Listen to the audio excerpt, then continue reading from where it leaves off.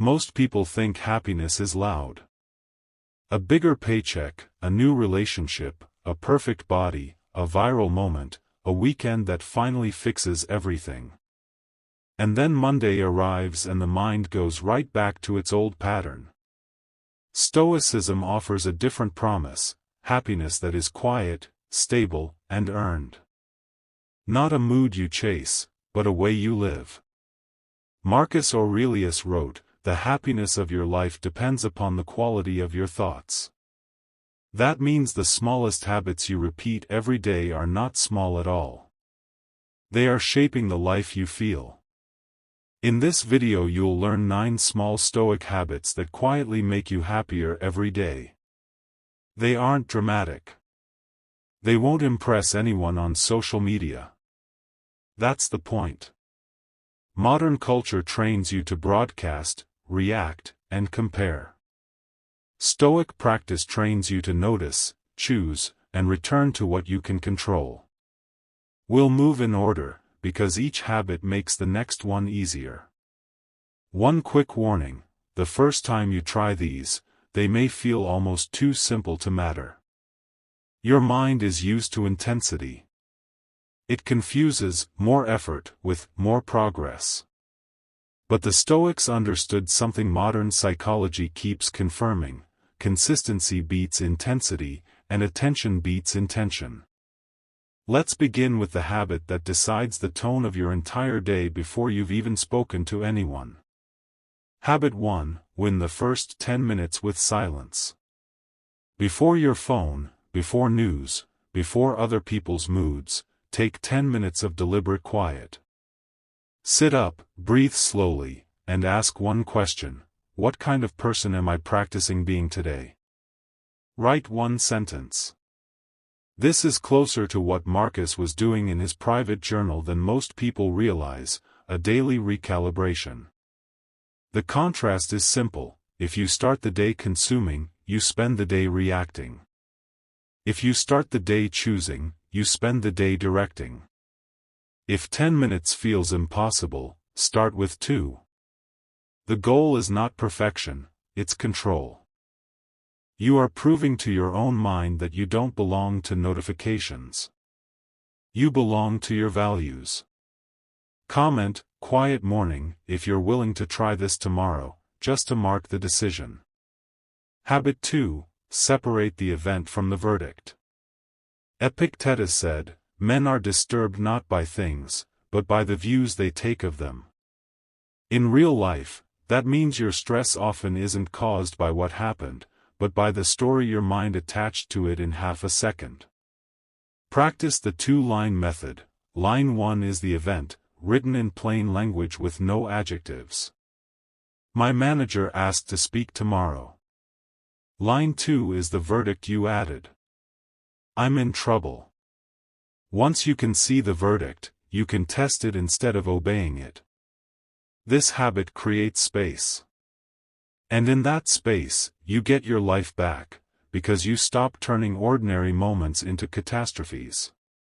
Which leads directly to the next habit: training your mind to fear less by choosing discomfort on purpose. Habit 3: one small act of voluntary discomfort each week. Seneca would occasionally eat plain food and remind himself, "Is this what I feared?" The goal is not suffering, it's freedom. When comfort becomes your religion, any inconvenience feels like an emergency. Pick one tiny training session: a cold shower at the end of a warm one, a walk without headphones, a simple meal when you could order in. The contrast here is powerful. You are teaching your nervous system that you can be uncomfortable and still be fine. And notice what happens after a few weeks: your baseline confidence rises, because it's no longer borrowed from good conditions. It's earned from proof. Next, we'll use the same logic on your imagination, because happiness collapses fastest when the mind rehearses loss without meaning. Habit 4: practice negative visualization for 30 seconds. This is not pessimism, it's precision. Once a day, briefly imagine losing one ordinary thing you currently take for granted. Your commute route, your ability to walk, a friend's presence, the calm of your home. Then return to the present and notice the shift. The point is contrast. You stop demanding that life feel perfect and start appreciating that it is here. The Stoics called this preparation. Modern people often call it gratitude, but the Stoic version is sharper. It reminds you that what you have is fragile, and therefore worth attending to. This single habit reduces entitlement, which is one of the fastest ways to reduce daily irritation. And when irritation drops, you become more careful with your words, because you no longer need to vent every feeling in public. That brings us to a habit that looks like silence, but feels like strength. Habit 5. Use the 3-filter rule before you speak. Seneca advised restraint because he watched powerful people destroy their peace by talking too much. Before you reply, especially in texts, emails, or comment sections, run your words through 3 filters. Is it true? Is it necessary? Is it kind? If it fails one filter, you don't have to say it. This isn't weakness. Reactive people are predictable, and predictable people are easy to manipulate. Strategic silence protects your dignity and your time. Try it today with one small moment. The next time you feel the urge to explain yourself, pause and ask, what am I trying to control right now, my character or their opinion? Most of the time, it's their opinion. And that's the trap. So far you've built the foundation, a quiet morning, an examined verdict, a trained tolerance for discomfort, gratitude, and speech with filters. These 5 habits lower the noise, but happiness also depends on what you feed your attention, what you do with your relationships, and how you end your day. In the next part we'll cover 4 more habits, a Stoic way to stop comparing yourself, a practice that turns resentment into purpose, nightly review that closes mental loops, and the memento mori reminder that makes days feel valuable again. Where most people struggle, not with understanding Stoicism, but with keeping it when the world starts pulling on you. The first 5 habits reduced noise. The next 4 protect your attention, your relationships, your sleep, and your sense of meaning, because happiness collapses when those 4 leak. Habit 6. Do a daily comparison detox, not a motivational speech. Comparison feels like information, but most of it is poison. You scroll and your mind quietly concludes, I'm behind. The Stoic response is not pretending you don't care. It's shifting the metric from status to character. Ask one question when you feel that sting, what is actually in my control right now? Not their body. Not their income. Not their timeline. Only your effort, your choices, and your standards. Then do one small action that proves you're serious, read 2 pages, lift for 10 minutes, send the email, write the paragraph. Action collapses comparison. Comment, back to my lane, if you've been measuring your life with someone else's ruler.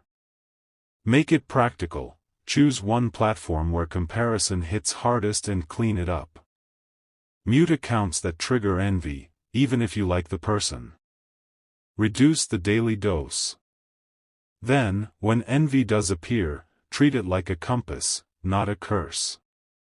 Ask, what quality in their life am I actually wanting? Health? Courage? Consistency? Then convert it into a controllable target. I will walk 20 minutes today, or I will publish 1 draft this week. Envy is painful because it points at a desire while offering no plan. A Stoic turns it into a plan and moves on. That is how you reclaim mood without needing them to change.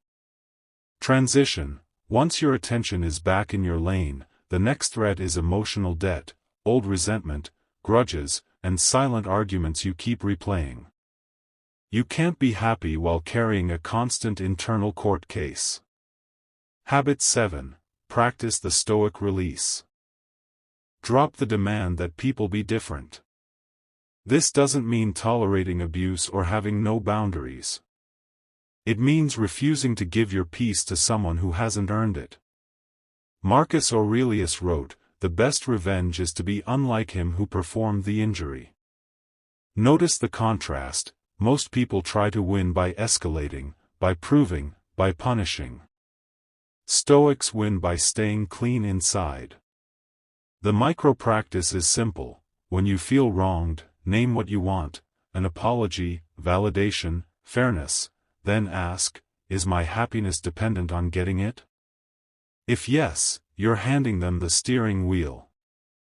Replace the demand with a decision: I will act with self-respect, and I will not rehearse this all day. If you need a line to remember, I can be firm without being poisoned. Also remember, dropping the demand is not the same as staying available for mistreatment. Stoicism is not passivity. It's self-command. If someone repeatedly crosses a line, the Stoic move can be quiet distance, not loud drama.